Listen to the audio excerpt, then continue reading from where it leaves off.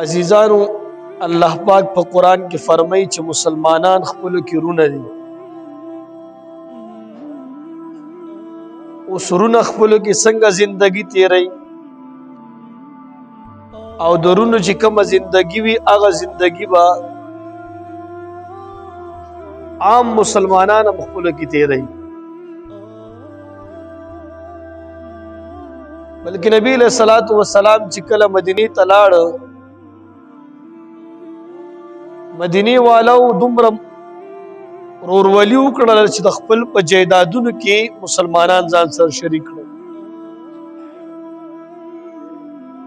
د چا چې دوه ښځې وي، یو ښځې له طلاق ورکړه او یو صحابي ته ورسره واده وکړ. داسې ورورولي خپلو کې وکړله. عام مسلمانانو د مدینې خلک دا د مکې خلک، خو قرآن کې راځي چې دا خپلو کې رونه دي، نو هغوی په سم عمل وکړه، هغوی د نسبي رونو په شان عمل وکړه.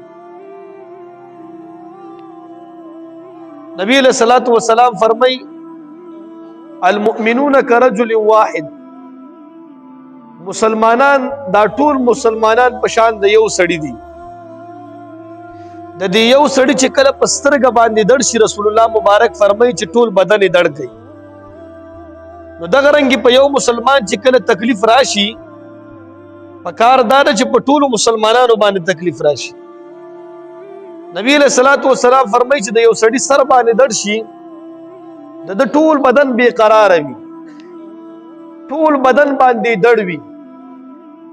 نو دغه رنګې پکار ده چې یو مسلمان باندې تکلیف راشي، بل مسلمان تم تکلیف ته ورسیږي. دا یو سړي ګوتې باندې دړ وي، یو معمولی شی د ټول بدن دړ کوي. دغه رنګې د یو مسلمان په تکلیف باندې پکاردار ټول مسلمانان ځان وزوري. پکاردار چې ټول مسلمانان د هغې په غم کې شریک شي او هغه ته تسلي ورکړي، د هغې تعزیت وي. دا د احادیثو په رڼا کې د مسلمانانو په یو بل باندې حق دی. نبی علیہ الصلوۃ والسلام حدیث مبارک دی، حق المسلم علی المسلم خمس، د یو مسلمان په بل مسلمان باندې 5 حقوق دي. اول نمبر رد السلام، داغي د سلام جواب ورکول.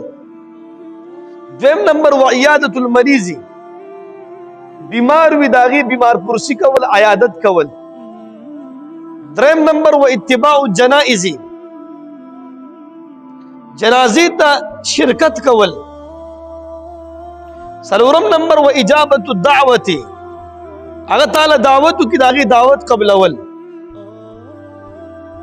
او پنځم نمبر و تشمیت العاطس، هغه چې کله انټو شیو کې موږ چول ترشنګي وایو، پاغي باندې يرحمک الله ویل دا د مسلمان حق دی په بل مسلمان باندې. یو حدیث کې راځي چې شپږ حق دي للمسلم علی المسلم 6 حقوق، شپږ حق دي. یو پکې دا دی چې کله دا سړی سفر ته لاړ شي، د هغې د کور والا او خیال وساتي. دا سړی سفر ته لاړو، ستا یو مسلمان نور دی په سفر باندې لاړو، د هغې د کور والا او د هغې د بچو خیال ساتل، د هغوی تپوس کول، دا د یو مسلمان بل مسلمان باندې حق دی.